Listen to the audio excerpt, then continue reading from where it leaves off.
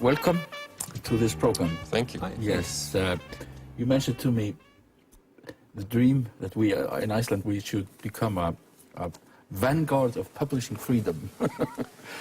Yes. Absolutely.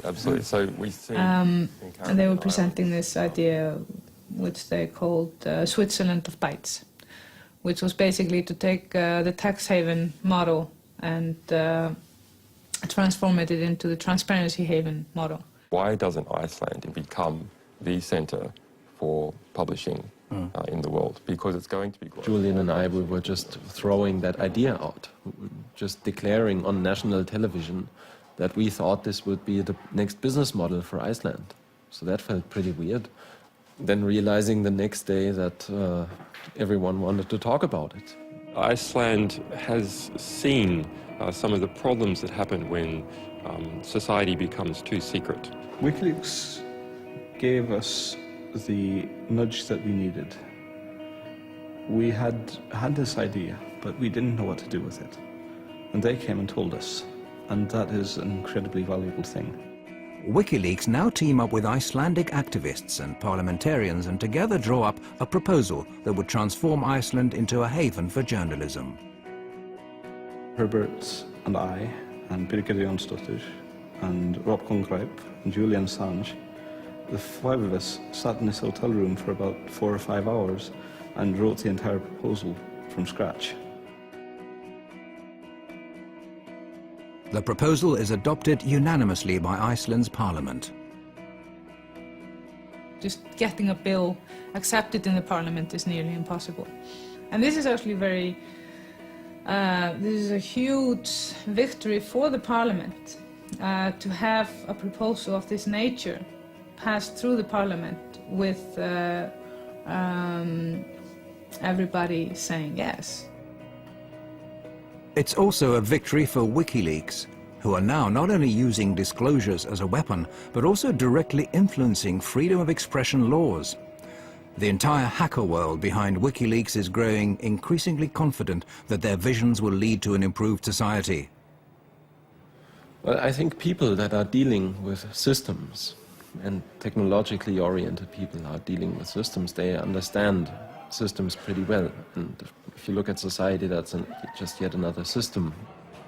The people involved with WikiLeaks are exactly the same as me and the other people who are fighting this fight, in that they are information activists first and foremost. They believe in the power of information and power of knowledge, and the importance of allowing everybody to have both of those.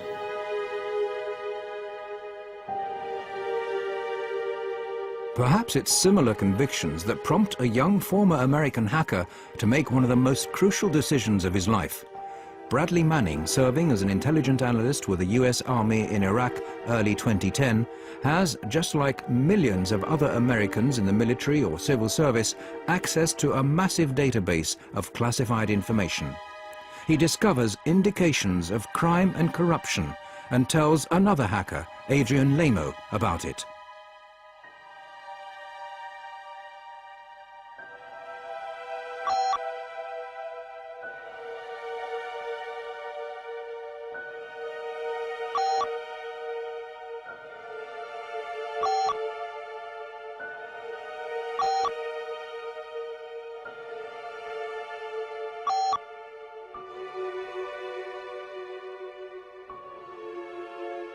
Manning writes that he sent hundreds of thousands of military and diplomatic reports to WikiLeaks, the biggest leak ever.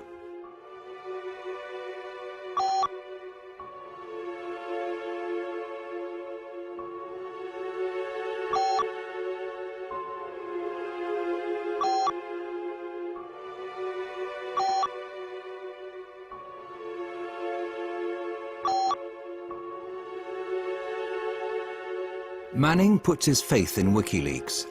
However, Lamo reports their chat to the military. Manning now risks a 52-year jail sentence. Many of the facts are still unclear. One thing is certain. At this point in time, WikiLeaks received documents with the same material that Manning is charged of having leaked. We make a commitment to our sources, that we will represent their material to the public to the best of our ability and achieve maximum political impact for the risks that they take. WikiLeaks are in possession of explosive material, too big in fact for them to handle alone. Assange decides to stake all of his resources in one move. We were sitting at a cafe in Reykjavik, and he basically just flipped over his laptop and told me, well, you gotta see something very interesting. I was quite shocked. This was something that I recognized instantly as extremely important and strong material. This is what the crew of an American attack helicopter see while out on patrol in Baghdad. See all those people standing down there? There's a group of men on the street below. Two of them work for the international news agency Reuters. The driver, Saeed Shma, and the cameraman, Namir Noor Eldin. What annoys me the most is when people abuse their power and harm innocents, and they didn't actually need to do it. Hotel 26 is Crazy Horse 18. Have individuals with weapons. Radio. Request permission to engage. Roger that. We have no personnel east of our position.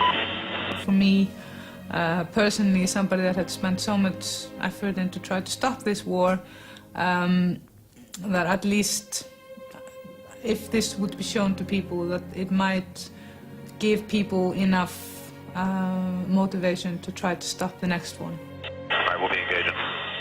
Roger, go ahead. I can't get them now because they're behind that building.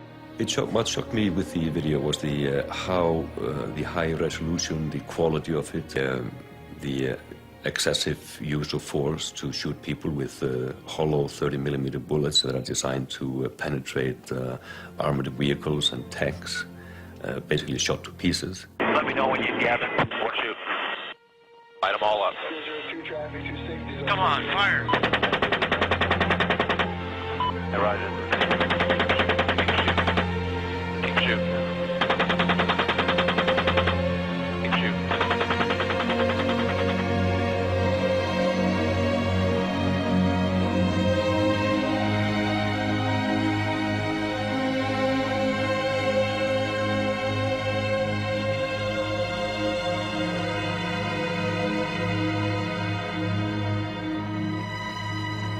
Different people argue that it was right for the United States to be in Iraq, wrong to be in Iraq, but nonetheless, in this incident, even if you argue that it was right for the United States to be in Iraq, even if it was right for them to be in that suburb at that time with a helicopter overlooking this wounded man crawling the street, it was not helpful for the United States for that wounded crawling man to be shot. Yeah, we got one guy crawling around down there, but yeah, we definitely got some. Or shooting some more.